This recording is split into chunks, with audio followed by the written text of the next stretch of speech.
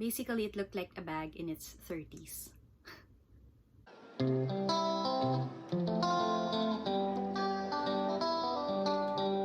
Hi guys, welcome back to my channel. Today's video is a review of a pre-loved vintage bag that I got last year. So I recently watched this video from Autumn Beckman. So she's also a luxury YouTuber, and she shared a handbag that she purchased because she believes that it was made in the year that she was born. I've only shown you an unboxing when I got that bag last year, but I haven't really done a full review of that bag. So if you're interested in watching pre-loved vintage videos, then please keep on watching. Hi guys, my name is Karen. I'm from the Philippines. I live in Manila. I love anything luxury. I binge watch on a lot of YouTube luxury videos. So last year, during the pandemic, during the lockdown, so a lot of people are working from home. There's no opportunity to go out and do window shopping. So I decided to look at these online Japanese resellers. So I'm really confident with Japanese resellers because I know that their laws regarding counterfeit or fake items are very strict. I wasn't really looking at anything in particular. I guess when you look at luxury pre-loved sites, it's all about getting the best deal. So I chanced upon this bag and I noticed that its manufacturing date was not only the same year that I was born, but it was also the same month that I was born. So we're practically twins at this point. So checking the condition of the bag, it says that there was already a crack in the canvas. There was a lot of wear in the vaqueta. Basically, it looked like a bag in its 30s. The bag that I'm talking about is the Cartouchier 22. It's in the MM size. So there's a size bigger and then a size smaller. So this is a crossbody satchel. It's made of monogram canvas with a vaqueta flap and a trim at the sides. And the strap, which is not original. I have here the strap. And just to share with you, it's really worn. So the vaqueta is really worn. It's not something that I'd be comfortable wearing. So I had this removed. This one is an accessory that I purchased recently from my SA. I think it goes perfectly well with the bag.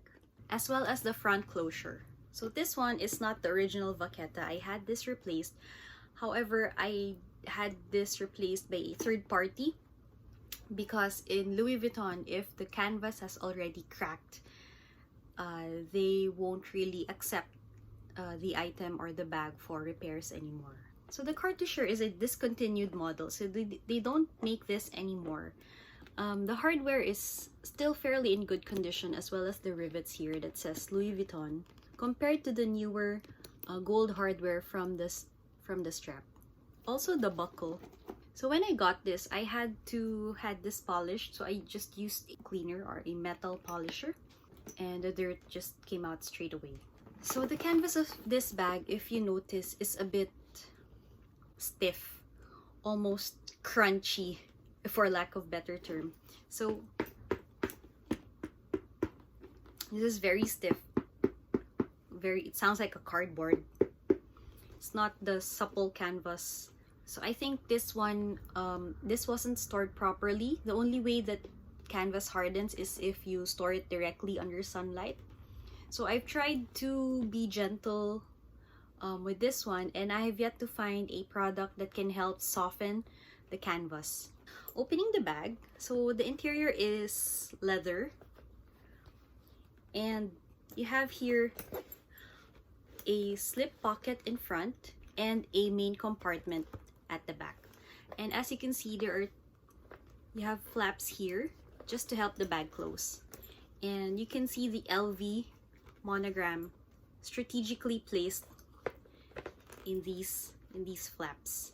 I mentioned earlier that the canvas has already cracked, and it's here. It's a stress point where you continuously open and close the bag. So it really puts a lot of stress in this area, and because it's already brittle, it's already crunchy, so the canvas tends to really crack at that point.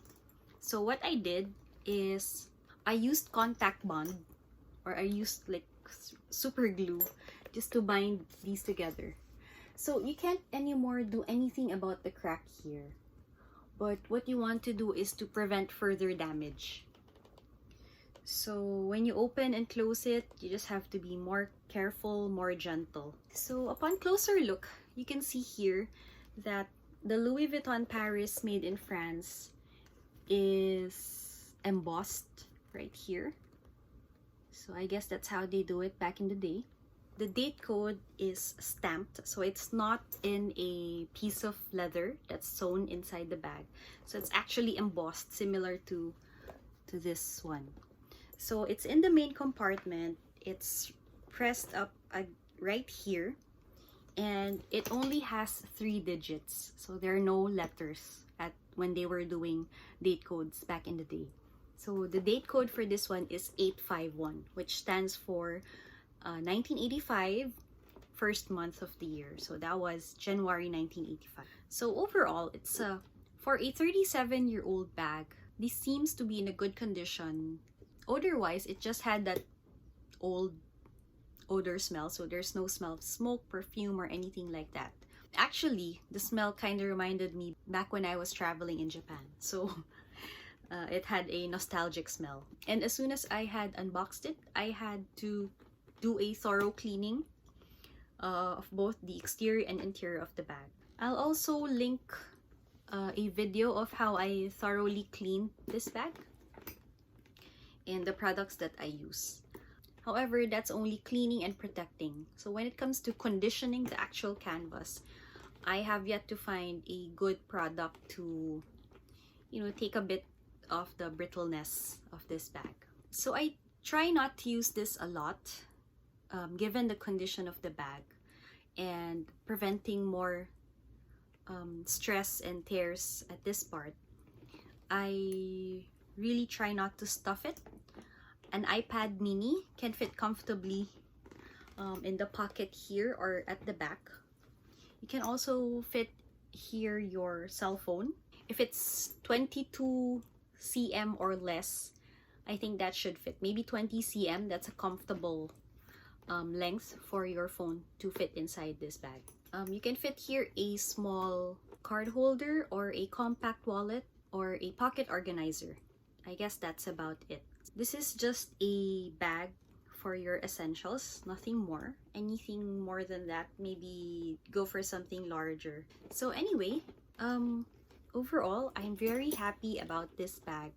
I think this is something that, while quite unexpected, I wasn't really planning on purchasing this bag. So this is more of a keepsake or a memorabilia rather than something that I will use on a daily basis.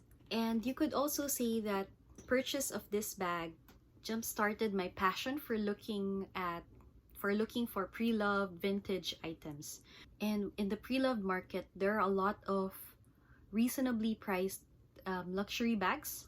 There are a lot of Louis Vuitton items in the pre-loved market. You just have to make sure that you check authenticity, check the reputation of the seller.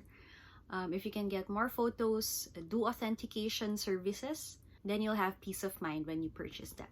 That's all I have to share with you guys. Please let me know if you're also into pre-loved and vintage handbags, and are you interested in looking for a bag that was made in the same year that you were born? If yes, let me know. And what kind of bag are you looking for? I'd love to know your thoughts about it. If you've reached this far, thank you so much for watching. If you're interested in these types of videos, please consider subscribing. So thanks for watching, and ingat!